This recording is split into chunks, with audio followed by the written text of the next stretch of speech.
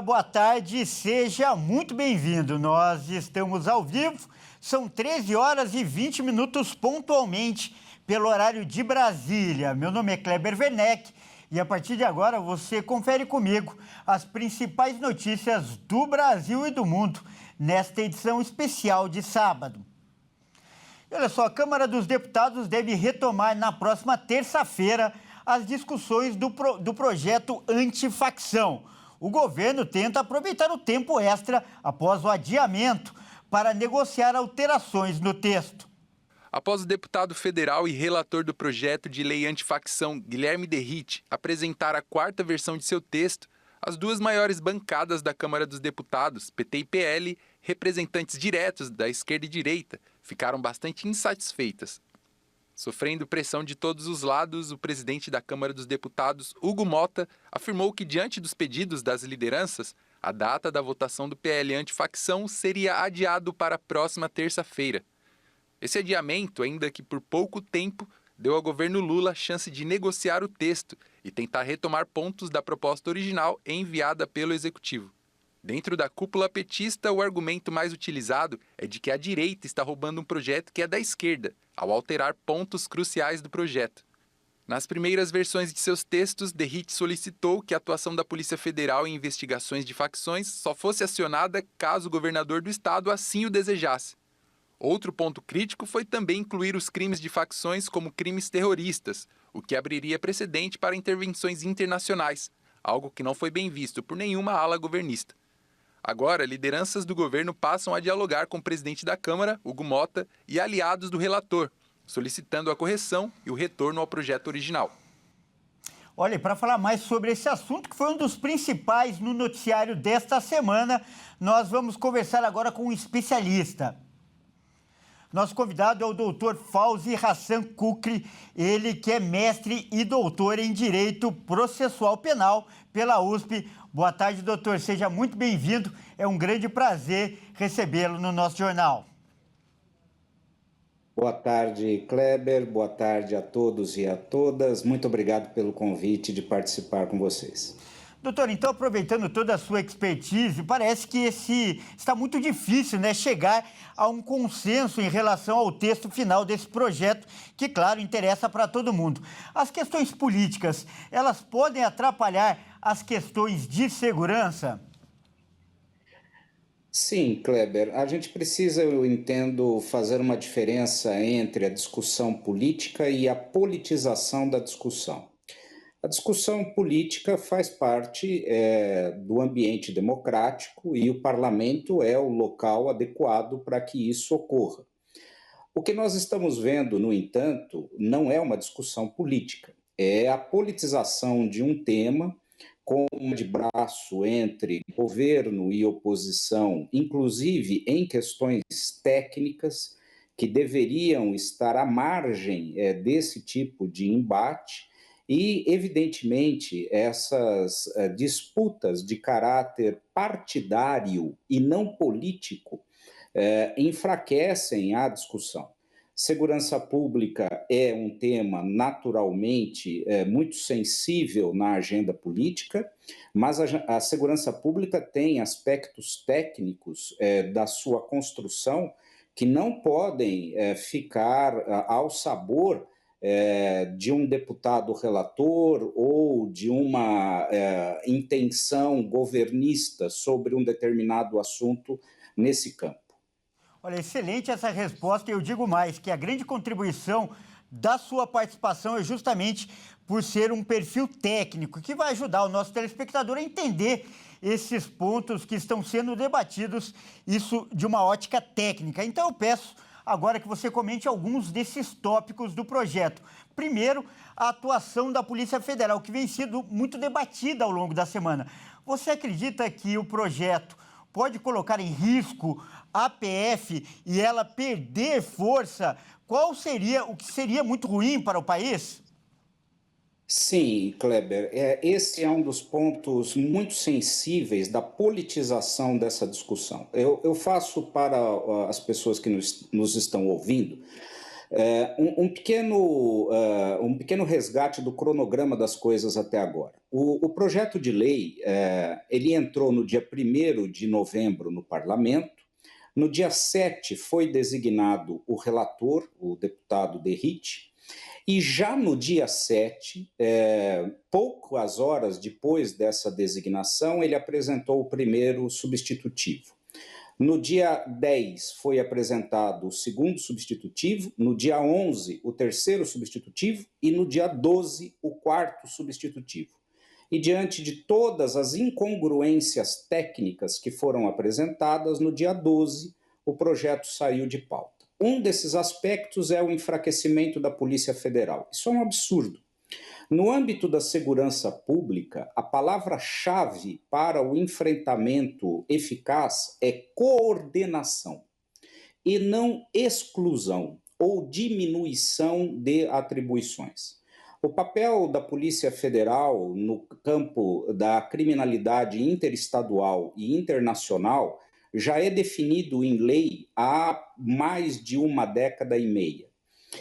Nós nunca tivemos problemas com relação a isso. A atuação sempre foi coordenada e, da mesma maneira que a Polícia Federal se fortaleceu ao longo desses anos, as polícias locais e os ministérios públicos locais também se fortaleceram. O maior exemplo disso, de pleno conhecimento da maioria da população, é a Operação Carbono, que desarticulou uma rede financeira absurdamente vasta e vultosa há pouquíssimo tempo.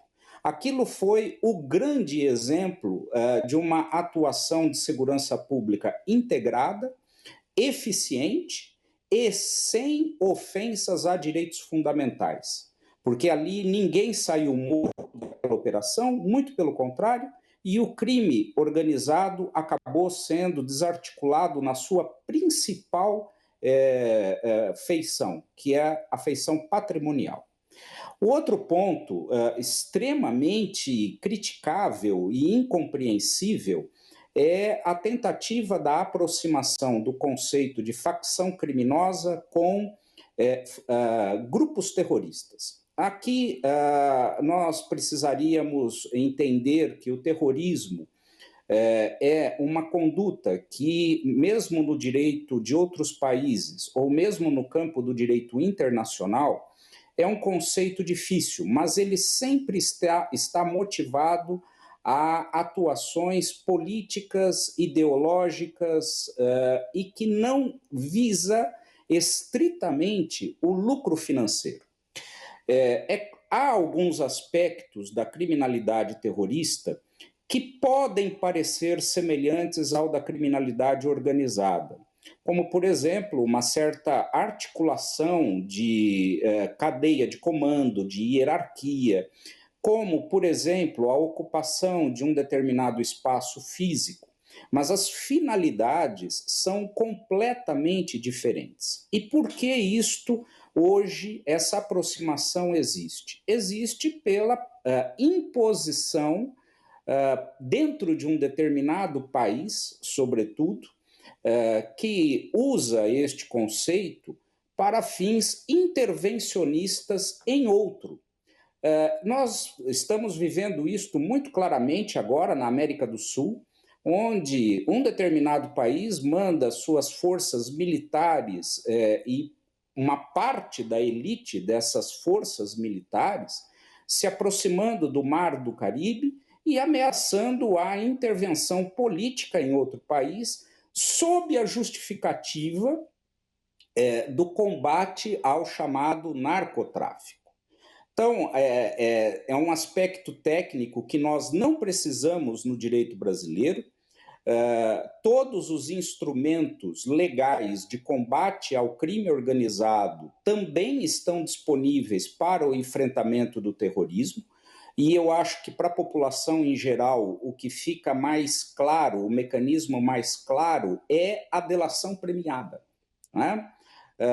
Que se mostrou ao longo dos últimos anos um mecanismo muito usado e que, para fins dessa discussão que nós estamos tendo, acabou revelando ser uma estratégia que tem gerado alguns efeitos práticos. Então, esses 2 pontos eu acredito sejam os mais importantes até agora. Com certeza, inclusive, você antecipou, né, a pergunta que eu ia falar sobre a classificação em grupos terroristas e de forma brilhante explicou para o nosso telespectador. Eu quero lhe agradecer muito por essa participação. Nós acabamos de conversar com o doutor Fauzi Hassan Koch, ele que é mestre em Direito Processual e Penal, né, pela USP. Doutor, muito obrigado por essa participação, uma verdadeira aula aí para quem nos assiste. Muito obrigado, eu agradeço imensamente o convite. Boa sorte a todos e a todas. Grande abraço. Vamos mudar de assunto agora, olha só que notícia legal agora. A Câmara de Florianópolis aprovou um projeto que autoriza as escolas a usar Bíblia como material de apoio. Vamos ver os detalhes aí com a Michele Veiga. E através da Câmara de Vereadores de Florianópolis, capital aqui de Santa Catarina, um projeto de lei foi aprovado que determina que a leitura da Bíblia passe a ser obrigatória em escolas tanto públicas quanto particulares. De acordo com um dos trechos dessa lei, promulgada essa semana, teve 2 votações e ela já passou.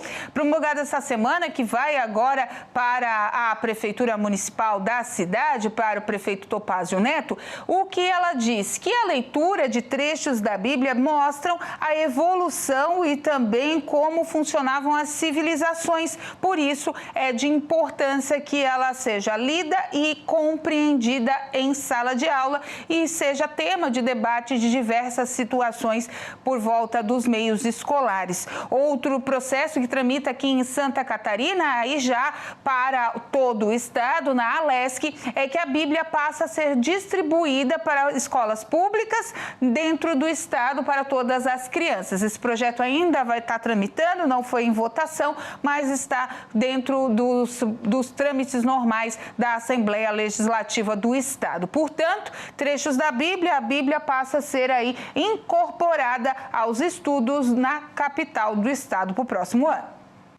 Olha, nós vamos voltar a falar daqui a pouco dessa notícia, né? Aliás, uma notícia muito boa, o uso de Bíblias nas escolas. Mas agora a gente vai dar um tempo e vai trazer outra notícia boa do ponto de vista da saúde. Olha só, 64% dos brasileiros declararam que não beberam álcool em 2025. Os dados são de uma pesquisa feita pelo Centro de Informações sobre Saúde e Álcool. Vamos conferir. A pesquisa trouxe boa notícia para a saúde do brasileiro. O número de brasileiros que parou de consumir álcool no país cresceu neste ano. O levantamento foi feito a pedido do Centro de Informações sobre Saúde e Álcool, a CISA. De acordo com o levantamento, 64% dos brasileiros afirmaram não ter consumido bebidas alcoólicas em 2025. Em 2023, essa taxa era de 55%.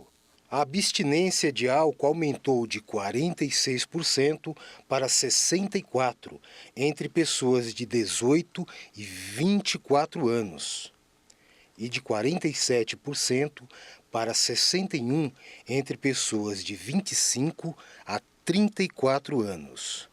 A gente observou nessa última pesquisa que fizemos que 64% dos brasileiros declararam não beber em 2025. E a gente observou entre os jovens esse recuo, né? Na faixa etária aí de 18 a 34 anos, nessa diminuição expressiva entre esse grupo. E a gente acredita que é uma tendência mundial, na verdade. A gente tem observado mundialmente, globalmente falando, essa diminuição do consumo de álcool entre os jovens. A frequência também diminuiu, com a queda de 6 pontos percentuais nas pessoas que bebiam uma vez por semana ou a cada 15 dias. Apesar da redução do consumo e da ampliação da abstinência, o consumo abusivo ainda é um desafio para a saúde pública. Entre os bebedores abusivos, 82% acreditam no consumo da forma moderada enquanto apenas 9% reconhece que exageram e precisam mudar.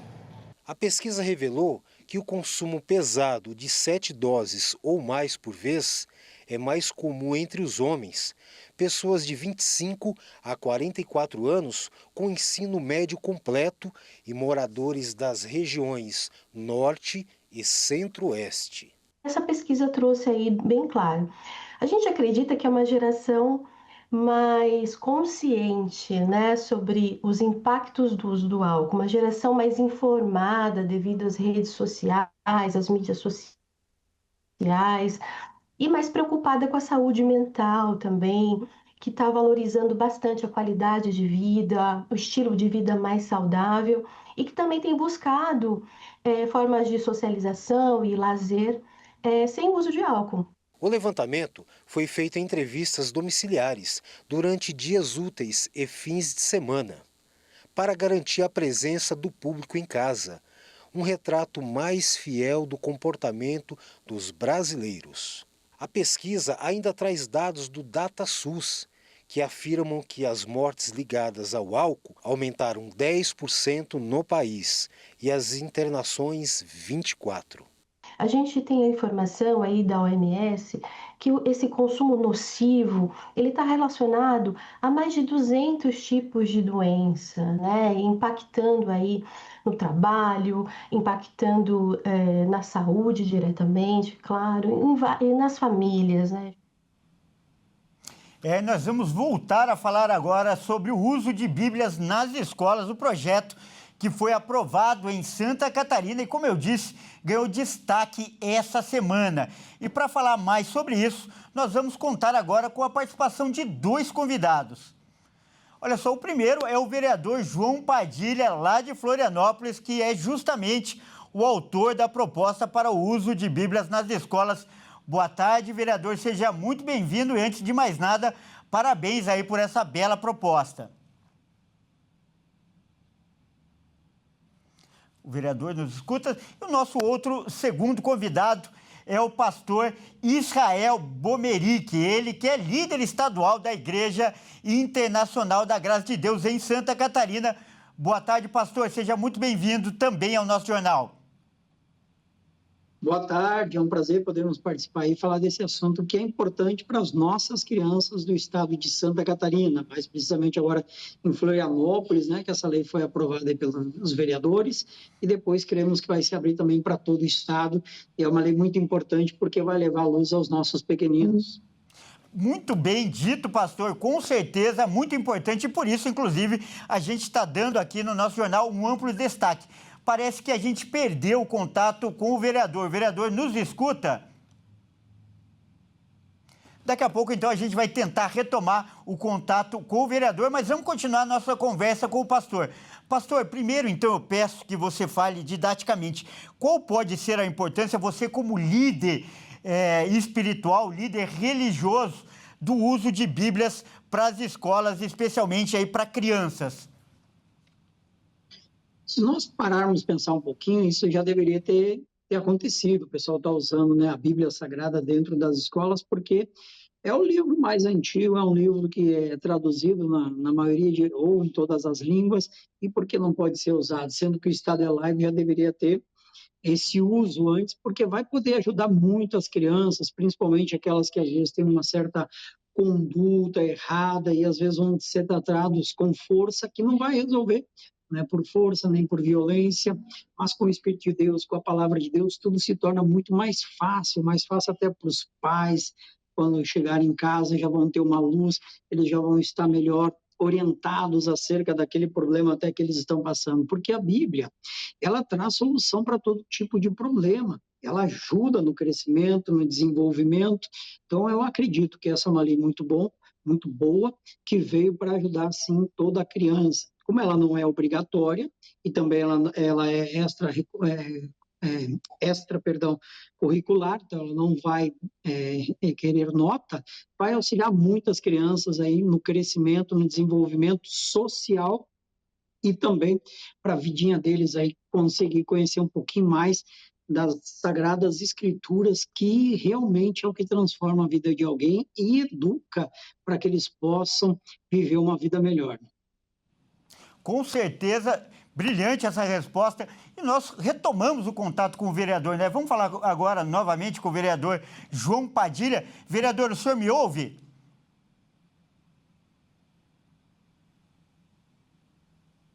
O vereador me ouve, mas estamos tendo problema com o áudio dele. Daqui a pouco, então, a gente fala com o vereador. Vamos voltar a falar com o pastor. Pastor, tem uma coisa que me chamou muita atenção na sua resposta, que você lembrou que a Bíblia foi o primeiro livro impresso, né, da humanidade. Então, independente da religião, pastor, a Bíblia tem um valor histórico que é imensurável e indiscutível para qualquer religião, para qualquer aluno, não é, pastor?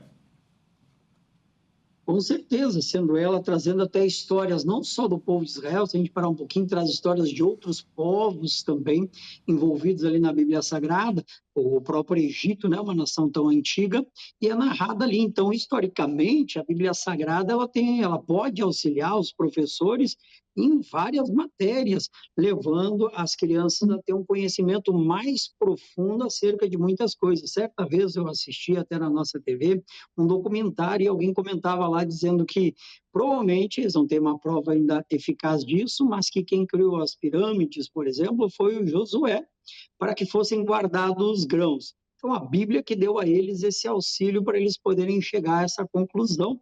E a gente vê que ela tem um peso muito grande. E, com certeza, no ensinamento dos nossos filhos, das nossas crianças, vai auxiliar e vai auxiliar bastante. E ainda que a pessoa ela creia ou não creia, ela deveria usar os professores, digo eu, como um material histórico, então, porque vai ter um auxílio para que todos tenham um conhecimento mais profundo. Exatamente, pastor. Você falou na questão técnica, nem ainda abordando a religião, simplesmente pelo valor histórico já justifica totalmente esse uso. Mas também é importante lembrar que nos últimos 10 anos, isso são dados do censo do IBGE, a população evangélica aí no estado de Santa Catarina cresceu muito e representa hoje praticamente 1/3 de todas as pessoas. Eu queria, então, que você comentasse, pastor, duas coisas. Primeiro, o trabalho que a Igreja Internacional da Graça de Deus vem fazendo aí no estado e contribuindo para esse aumento. E, claro, a presença da Bíblia, principalmente o uso dessas gerações novas que estão crescendo. Com tudo isso, o aumento dessa população evangélica deve ser muito grande aí, a previsão para o futuro, não é, pastor? Com certeza, né? Esse é um crescimento que vem de ano em ano. A gente tem os dados aí do IBGE, mas e aqueles que ainda não passaram até por esses dados, que também já têm o costume de ler a Bíblia, de usar a Bíblia, que já se converteram ao Evangelho, porque ainda que a gente fale de religião, na verdade a Bíblia Sagrada é aquela verdade que cura, que liberta, que transforma, que auxilia a pessoa espiritualmente a viver uma vida melhor. E esse é o papel da igreja até mesmo, levar o conhecimento das pessoas à verdade. A verdade que vai curar ela, muitas vezes sem o uso de um remédio, vivendo um milagre através do conhecimento das Escrituras, como diz até o próprio Oséias, o povo é destruído por falta de conhecimento. E quando as pessoas vêm à igreja, elas passam a ter esse conhecimento das Sagradas Escrituras, elas começam a ter uma vida melhor, uma vida mais calma, uma vida mais tranquila. Quando são os relatos de ouvirmos, né, a transformação dentro de um lar, transformação na vida de um casal, a transformação na vida de uma pessoa, de um familiar e até mesmo as próprias crianças, no comportamento. Nós temos um trabalho muito forte nas escolinhas, em todas as nossas igrejas, que é ensinando as crianças dentro do ensinamento da palavra de Deus. E o comportamento de algumas crianças que chegam até a igreja antes da sua conversão, que é totalmente avesso à palavra, que muitas vezes é rebelde, tem aquela questão de não querer obedecer,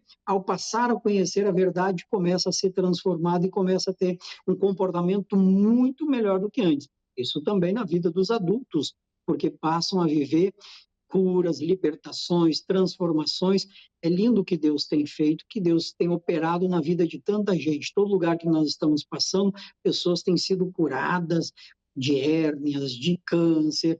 Tive um relato agora essa semana, uma senhora curada de um câncer de pele, uma campanha que eu fiz uns dias atrás, uma senhora foi curada de 8 hérnias de disco, e tudo isso é o conhecimento da palavra, o conhecimento da verdade que vai levando as pessoas a alcançarem, né? Isso é muito importante para toda a sociedade. Quantas pessoas deixam de usar drogas, deixam de usar bebida alcoólica no momento que elas passam a ter uma comunhão com a palavra de Deus. Elas vão viver melhor, a sociedade acaba agradecendo, porque é uma pessoa a menos que está perturbando, que está incomodando por causa do efeito da droga, por causa do efeito do álcool. Com certeza, a palavra ela é indispensável. A Bíblia Sagrada deveria ser até, meu entendimento, que deveria ter uma matéria exclusiva em todas as escolas para ensinar um pouquinho. Com certeza não teríamos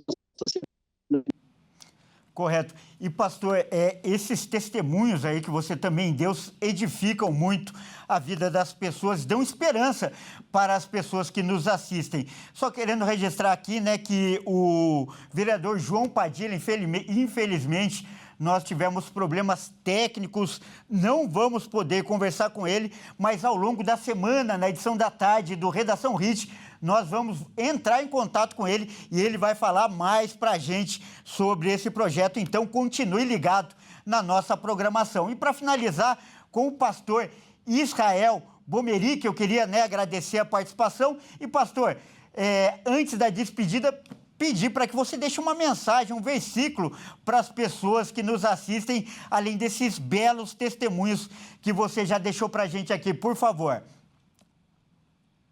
Estava assim no meu coração.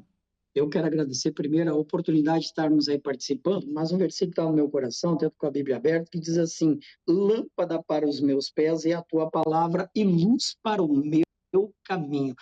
A palavra de Deus, ela ilumina as nossas decisões, ela nos ajuda a vivermos melhor, a sermos iluminados em cada decisão que temos que tomar, seja no emprego, seja no casamento, no momento de crise, que a gente vê muitas pessoas, às vezes, tomando decisões erradas por faltar essa luz e a pessoa se encontrar num ambiente de trevas espirituais, que ela não consegue tomar uma decisão sábia e, às vezes, coloca os pés pelas mãos, prejudicando ainda mais a sua vida e tendo um problema ainda aumentado em vez de diminuído. E a palavra de Deus, ela nos dá essa direção para que a gente possa tomar uma decisão mais sábia.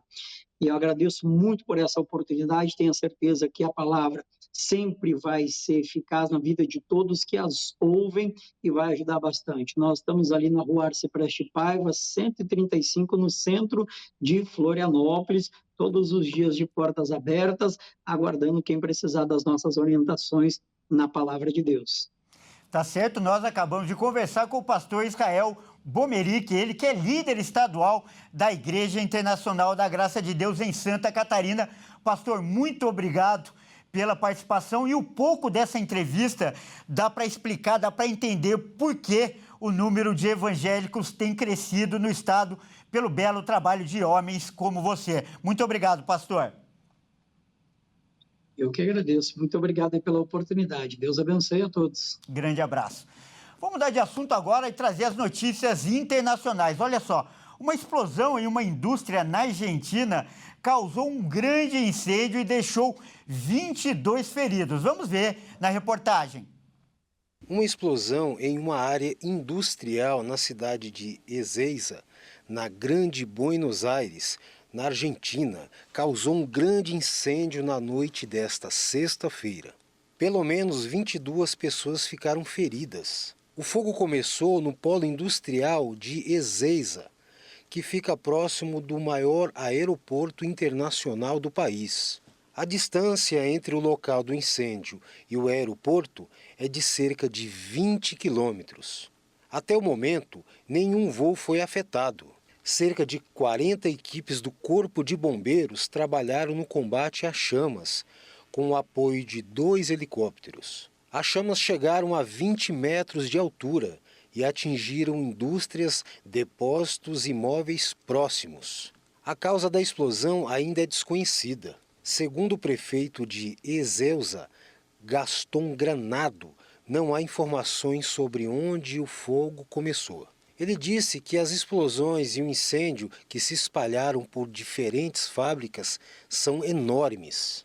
O incêndio atinge uma indústria de produtos químicos, depósitos do setor agropecuário e armazenamento de fertilizantes e uma fábrica de plásticos. Moradores próximos estão sendo retirados porque o fogo chegou a algumas casas. A primeira hipótese era que uma pequena aeronave teria caído na região, mas o prefeito descartou essa possibilidade. E agora é hora de falar de esportes aqui no Plantão de Sábado. E quem traz as informações é o Bruno Buenos. Por favor, Bruno, entre em nosso estúdio. Boa tarde, Brunão. Tivemos aqui a semana inteira e agora no sábado, né, Bruno? Bruno, e hoje, inclusive, um sábado também especial, porque nós temos confrontos do Brasileirão e duelos, inclusive, decisivos nos dois extremos da tabela, Bruno. Conta pra gente. Exatamente, Kleber. Boa tarde a você e também a todos que nos assistem. Mesmo com uma chance mínima, o Sport ainda tenta a permanência na Série A. Enquanto isso, o Flamengo luta para ultrapassar o Palmeiras e assumir a ponta da tabela. Sport e Flamengo duelam em partida atrasada da 12ª rodada do Brasileirão, na Arena Pernambuco, em Recife, às 18h30. Esse confronto pode definir de vez o rebaixamento do Sport, que vem de 5 derrotas seguidas e já soma 10 partidas sem vencer.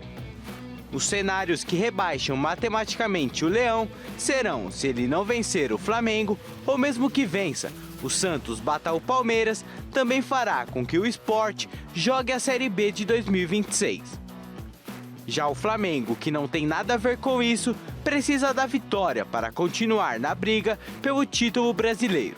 O rubro-negro carioca vem de vitória sobre o Santos na última rodada e conseguiu empatar em número de pontos com o líder Palmeiras, que ainda continua na frente pelo número de vitórias. Felipe Luiz não poderá contar com ao menos 7 jogadores que estão com suas seleções nesta data FIFA. Mas mesmo assim, conta com um elenco recheado de craques que podem fazer a diferença nesta reta final de Brasileirão.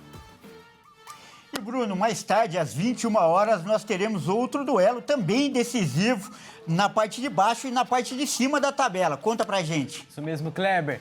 Mais tarde, o Santos enfrenta o Palmeiras na Vila Belmiro. O Peixe luta para fugir da zona de rebaixamento e o Palmeiras para se manter na liderança.